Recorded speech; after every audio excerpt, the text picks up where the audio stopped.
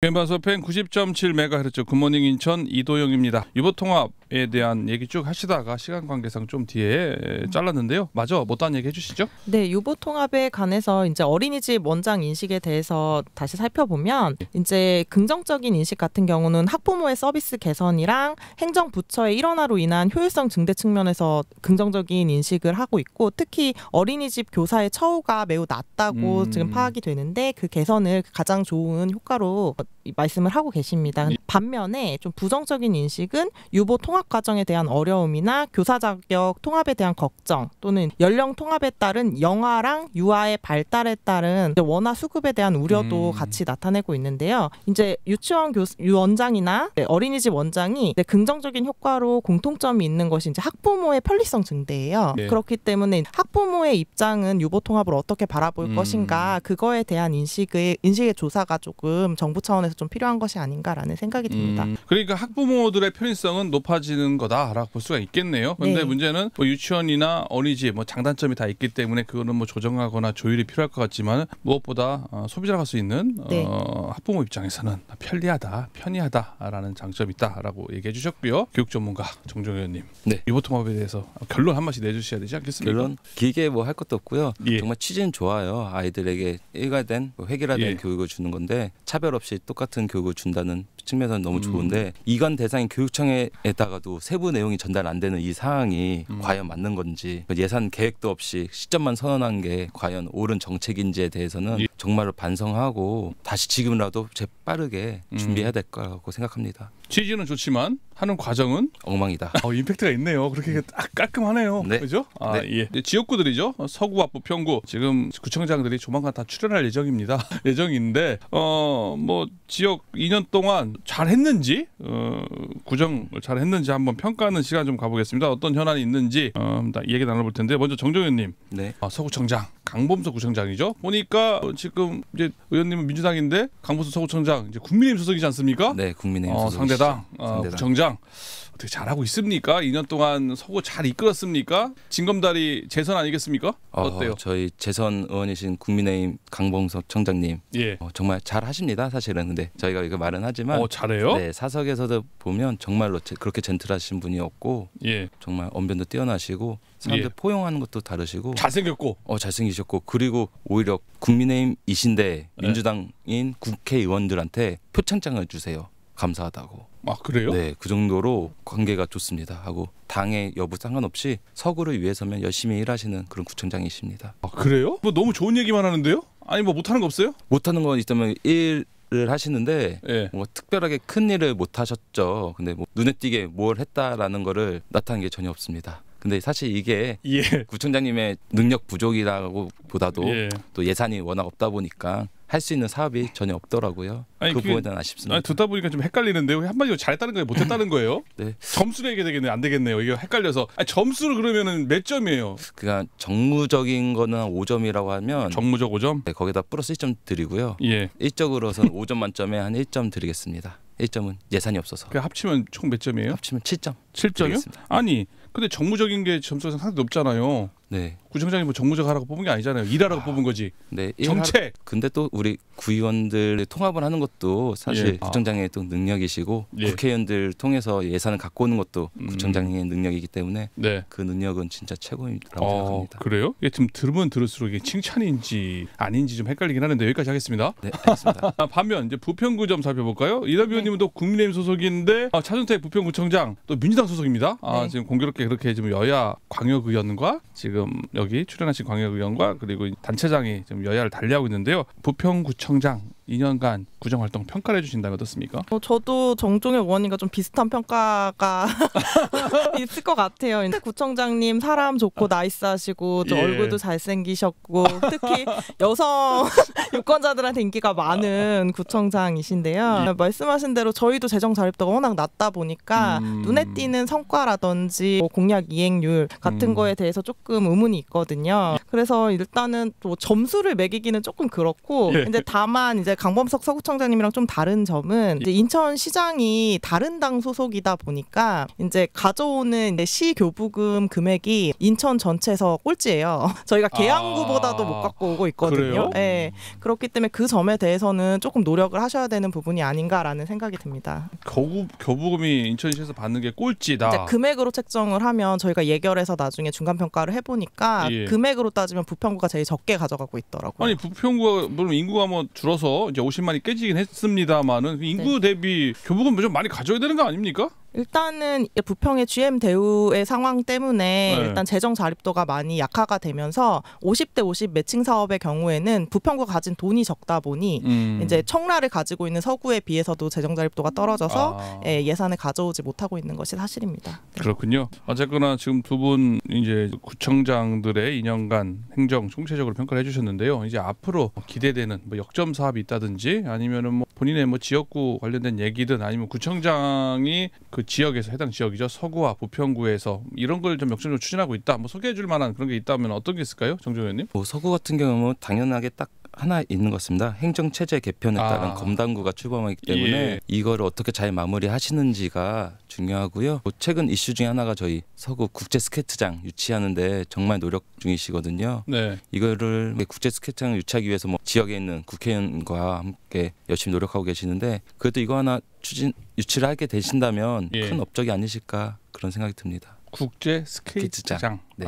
그리고 이제 행정체제 개편에 따른 이제 다른 얘기인데 이거 혹시 아시나 모르겠습니다는 서구가 나눠지잖아요. 네, 나눠지죠. 이제 서구하고 검단구로 나눠지는데요. 강범석 청장님한테 직접 물어봐야 되겠네요. 그죠? 어디로 갈 건지? 아마 서구로 검단 안 가고 서구로 가시지 않으실까. 그래요? 그래요? 오면 한번 물어볼게요. 왜 검단구는 좀 불리할 수 있기 때문에. 그렇네요. 네. 예, 알겠습니다. 아주 좀 적절한 분석이 아닐까 생각이 되고요. 이달면님 부평구 얘기해 볼까요? 부평구는 어떻습니까? 일단은 굴포천 사업이 가장 이제 향후 기대되는 역점 사업인 것 같고요. 시와 연계해서 진행하는 캠프마켓 1113 공병단 부지 제3복단 사업 같은 경우로 조금 눈여겨볼 만한 사업이 아닌가라고 생각하고 있습니다. 예.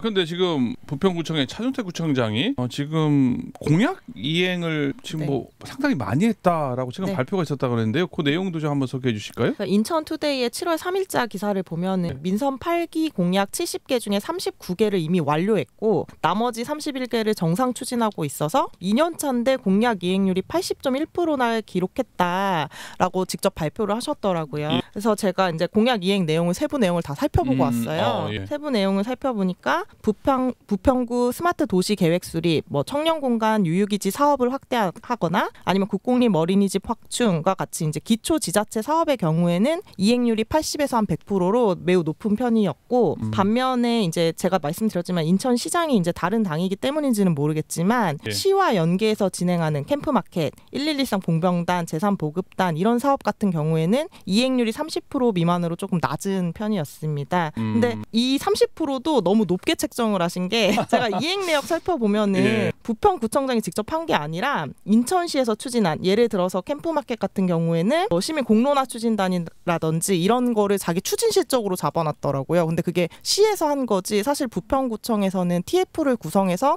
주민 의견 들은 회의 몇 번 한 것이 사실 캠프마켓 사업의 전부였거든요.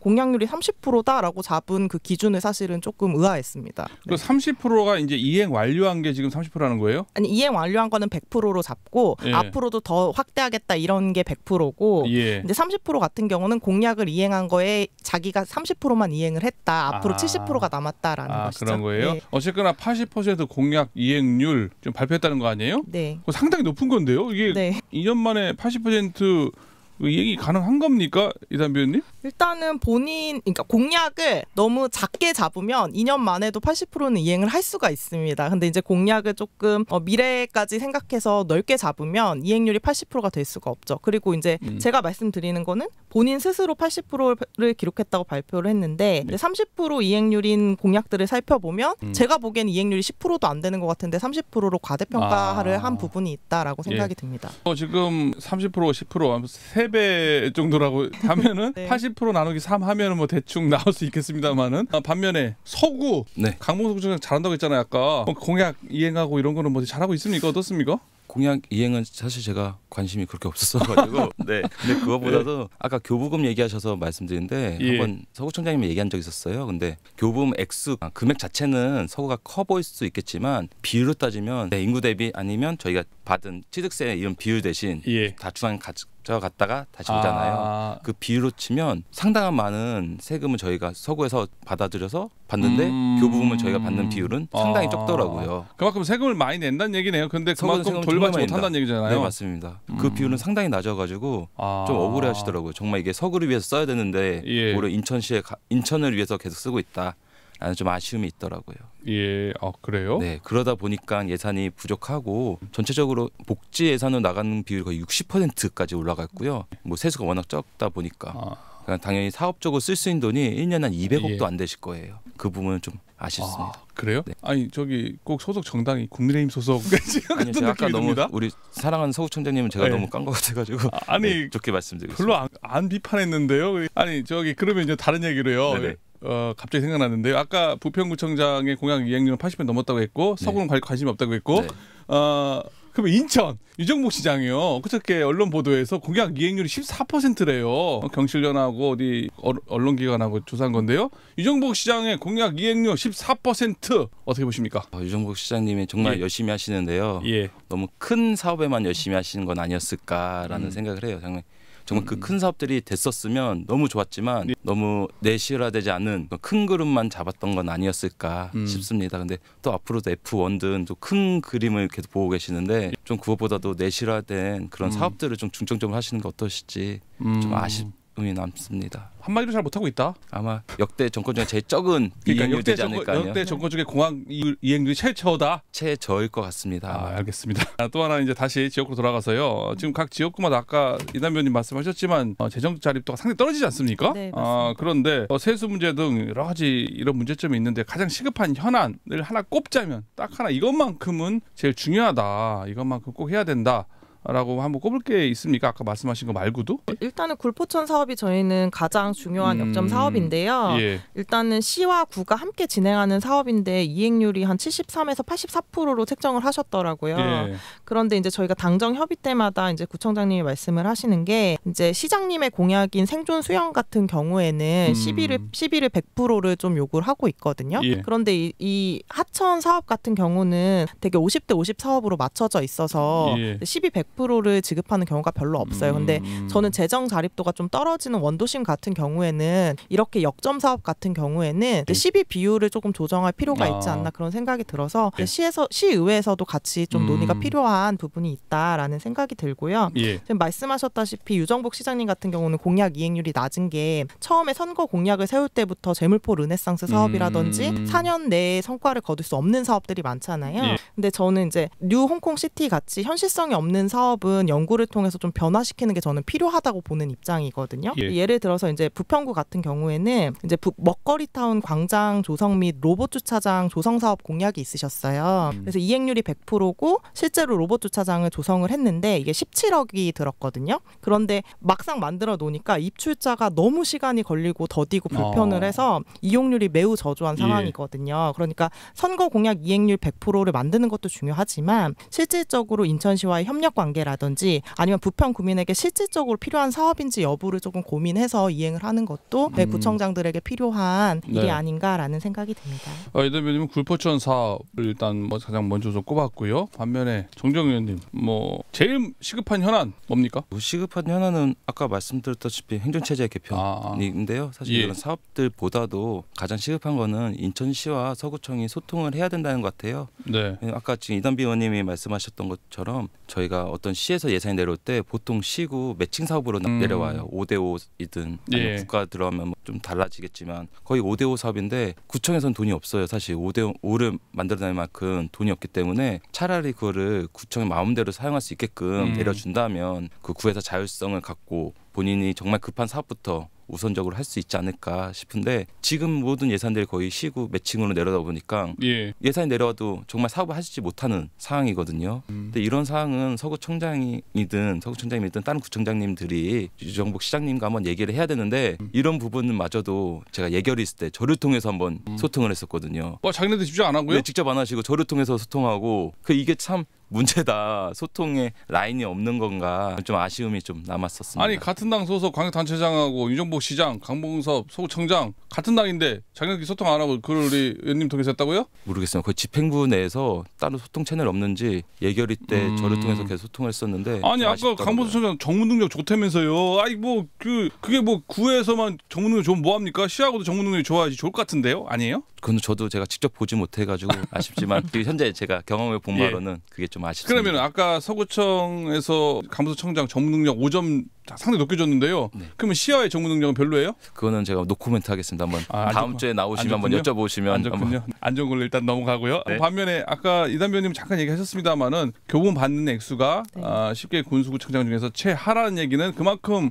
유정복 시장과 차준택 구청장 간에 여야를 달리하면서 소통이 부족하다라고 부족하다 생각합니다. 평가할 수 네. 있겠네요. 알겠습니다. 뭐 결국 뭐 다 소통이 부족하다는 얘기네요. 그죠? 잘해야 되겠네요. 같은 당보다도 확실히 소통이 떨어지는 것 같고요. 예. 예산을 따올 때 있어서도 계양구보다도 노력을 하지 않는다라는 평가들이 들리거든요. 근데 그것은 사실 문제가 있다. 구청장이 민주당이긴 한데 같은 당인데도 서구로 안 된대요. 네. 정말 서구 뭐 개인적인 평가인지 네. 모르겠는데 네. 실제 잘하고 있는지도 몰라요. 그거는 한번 다음 주에 예. 나오시면 한번 꼭 여쭤봐 주시면 감사하겠습니다. 알겠습니다. 개인적으로 이제 구청장 아니면 뭐 이제 서구청장이 되겠죠. 여긴 부평구청장이 되겠죠. 지역 발전을 위해서 앞으로 남은 2년간의 구정 이렇게 좀 해줬으면 좋겠다. 이것만큼은 좀 피해줬으면 좋겠다. 이렇게 하지 말았으면 좋겠다. 한마디 재언. 조언을 한마디 한다면 어떻습니까? 뭐 서구청장님 지금도 잘하고 계시는데 정말 딱 눈에 띄게 보이는 성과는 사실 없는 상태거든요. 이제 2년 남은 상태에서 눈에 보이는 성과 하나라도 딱 보여주시면 정말 좋을 것 같다는 생각이 듭니다. 인천시가 주도하는 사업들이 많아요. 특히 이제 군부대 이전 사업 같은 경우에는 인천시가 주도하는 사업인데 결국에는 군부대 이전한 후에는 부평 구민이 이용해야 하는 시설들이거든요. 시와의 연계가 가장 중요하고 위와 같은 사업 같은 경우에는 인천시와 부평구가 전혀 연계가 되지 않는다라고 주민들이 실망의 말씀을 많이 하십니다. 그러나 이제 부평구민의 의견을 인천시에 반영을 하려면 부평구청의 역할이 가장 중요하거든요. 그래서 이런 부분을 개선하셔서 시와 좀 소통하고 협력하셨으면 좋겠습니다. 예. 결국은 뭐 이 주민들과 또 시와 그리고 의원들 간의 서로 협력 소통을 통해서 구정 발전에 더욱 노력해 주셨으면 하는 얘기해 주셨습니다. 오늘 전적 인천시점 여기까지 듣도록 하겠습니다. 오늘 두 분 출연해 주셔서 고맙습니다. 감사합니다. 감사합니다.